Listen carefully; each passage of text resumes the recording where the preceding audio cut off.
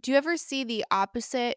Like, do you have women coming to you that are in long-term relationships where they've lost the pizza? Where they're like, how I lost the spark. You see this a lot with couples. So you might be a great match with somebody and you have a flood of neurochemicals in the beginning. And I want to say it usually tapers off around like 7 months. Is that the number? So, like, you're all of this dopamine is going through you, and you're like, "This is." It's like that honeymoon phase. And there's this one book by Jamie Wheel, and he kind of gets into the neurochemistry of falling in love.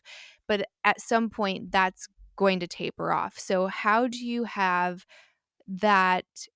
Where's the trade-off, I guess, because that's where some people start to cheat, or when some people start to end the relationship because they're like, well, I fell out of love is what they think, is I Mm, fell out of mm, love because I don't have those feelings.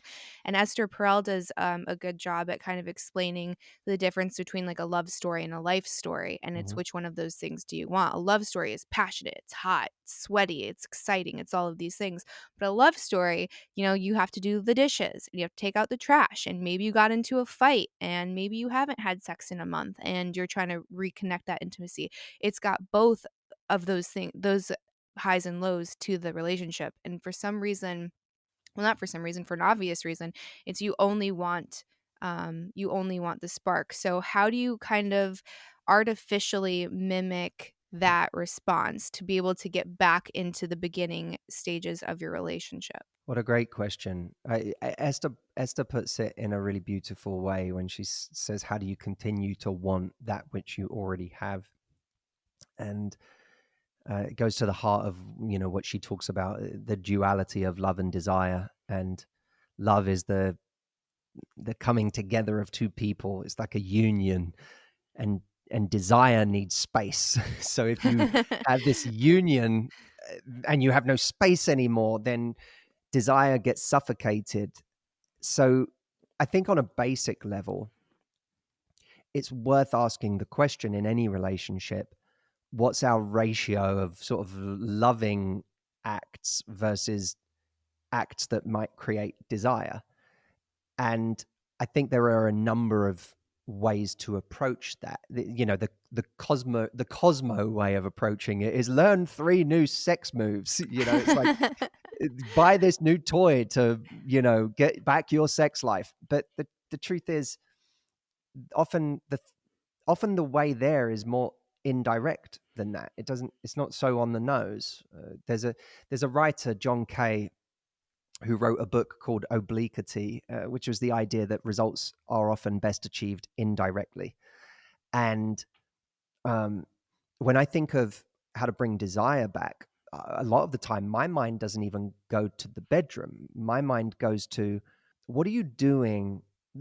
Proust said, the journey of discovery lies not in seeking new landscapes, but in seeing with new eyes. Well, what you described in the way a lot of people approach that excitement in their love lives is, I've lost that spark. I need to seek a new landscape. Mhm. If we start turning the question towards, how do I start to see with new eyes? What could help me to do that? Then that's an interesting question. Is it that me and my partner, frankly, need a little more space than we're getting from each other? Like, come to think of it, when was the last time I encouraged my partner to go out with his boys, or I encouraged my partner to go out with her girls? Mhm. Like, when did I last do that? When did I last see them leave the house looking sexy and I wasn't there? Like, that's an interesting one, because that's that feeling we used to maybe get in early dating. Now we're always there.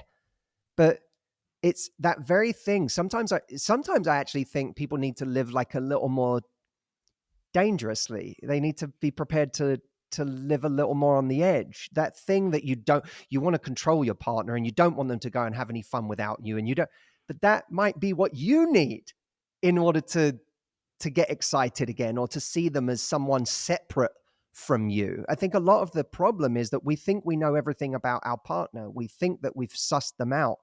They're like this Rubik's cube where all the colors are now on the right side, and we're like, well, I finished it. And so we're not playing with it anymore. But what if the colors weren't all on? What if you hadn't got all the colors on the sides? What if there's that part of them that you still didn't know about? Or what if they're still growing? And of course, what you can do as the partner in that equation to help that is grow, change, evolve.